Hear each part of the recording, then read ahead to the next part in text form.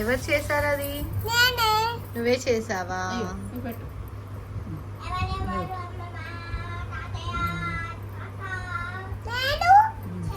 నువ్వు బతుకమ్మ ఆడతావా వీరా? ఎలా ఆడతావు? తర్వాత ఎప్పుడు ఆడతావు? ఎలా ఆడతావు చూపి. అలా అలా పాట పాట.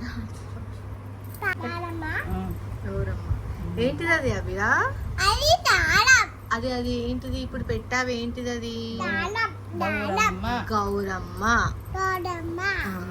దండం పెట్టు గౌరమ్మకి. ఓకే. బతుకమ్మ పట్టుకో, మెల్ల పట్టుకో నీ బతుకమ్మ. ఇటు చూడు.